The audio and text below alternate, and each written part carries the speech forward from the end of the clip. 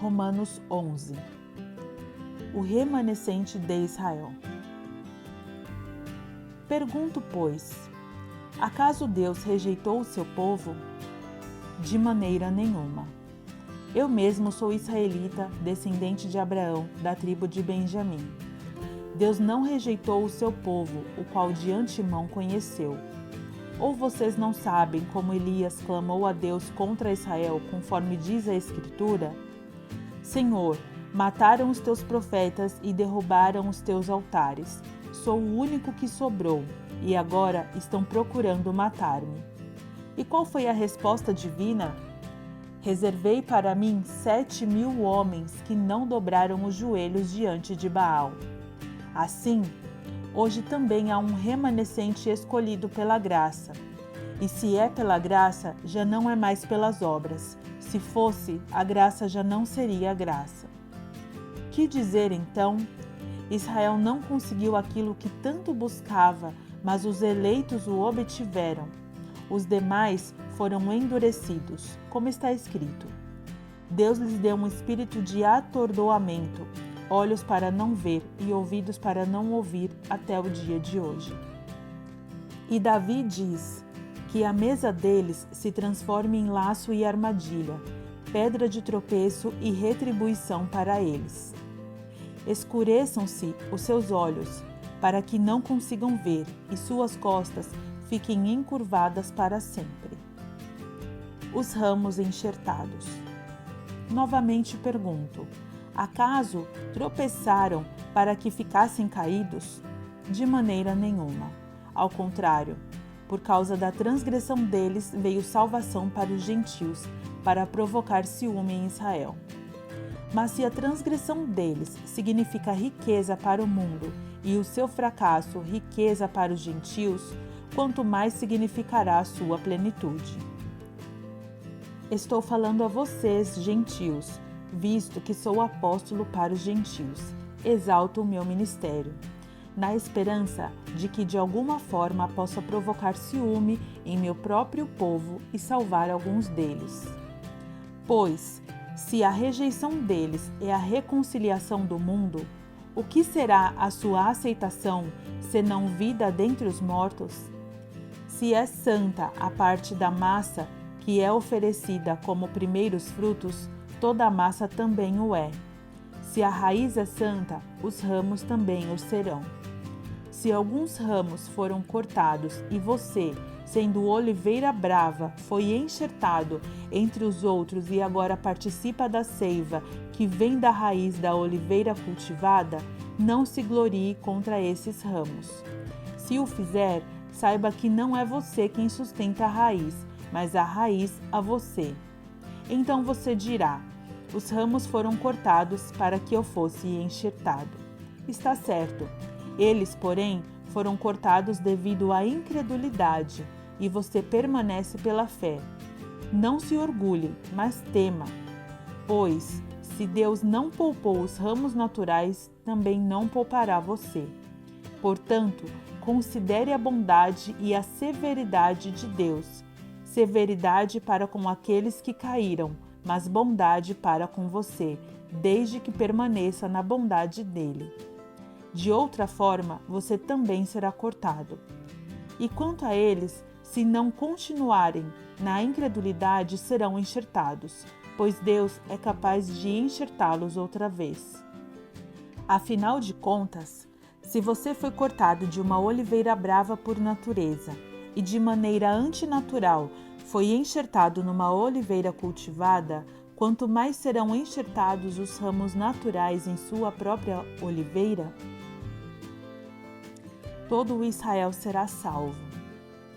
Irmãos, não quero que ignorem este mistério, para que não se tornem presunçosos.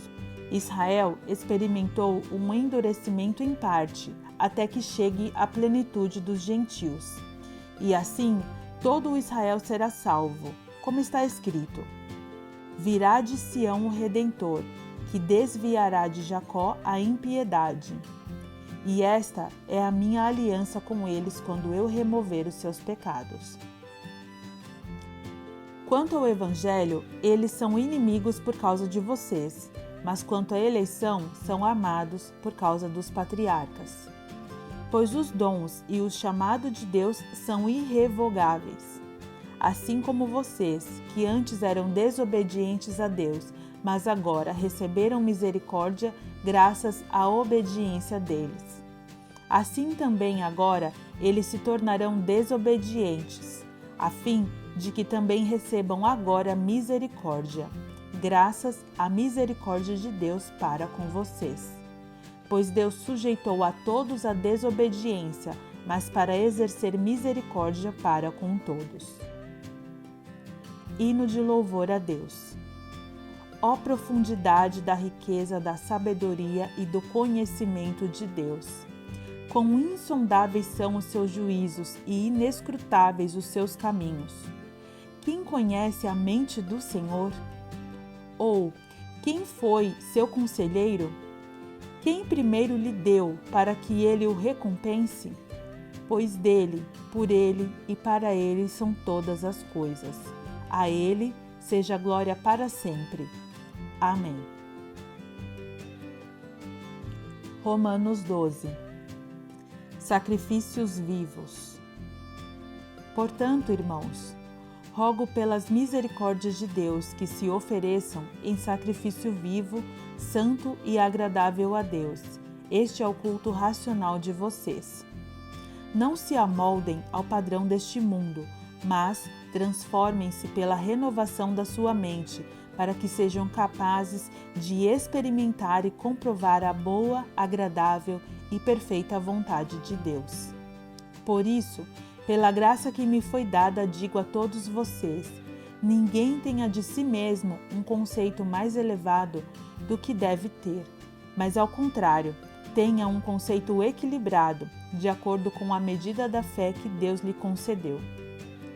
Assim como cada um de nós tem um corpo com muitos membros e esses membros não exercem todos a mesma função, assim também em Cristo nós, que somos muitos, formamos um corpo e cada membro está ligado a todos os outros. Temos diferentes dons de acordo com a graça que nos foi dada. Se alguém tem o dom de profetizar, use-o na proporção da sua fé. Se o seu dom é servir, sirva. Se é ensinar, ensine. Se é dar ânimo, que assim faça. Se é contribuir, que contribua generosamente. Se é exercer liderança, que a exerça com zelo. Se é mostrar misericórdia, que o faça com alegria. O amor. O amor deve ser sincero. Odeiem o que é mal, apeguem-se ao que é bom. Dediquem-se uns aos outros com amor fraternal. Prefiram dar honra aos outros mais do que a vocês. Nunca falte a vocês o zelo, sejam fervorosos no espírito, sirvam ao Senhor. Alegrem-se na esperança, sejam pacientes na tribulação, perseverem na oração. Compartilhem o que vocês têm com os santos em suas necessidades. Pratiquem a hospitalidade. Abençoem aqueles que os perseguem. Abençoem-nos, não os amaldiçoem. Alegrem-se com os que se alegram. Chorem com os que choram. Tenham uma mesma atitude uns para com os outros. Não sejam orgulhosos, mas sejam dispostos a associar-se a pessoas de posição inferior.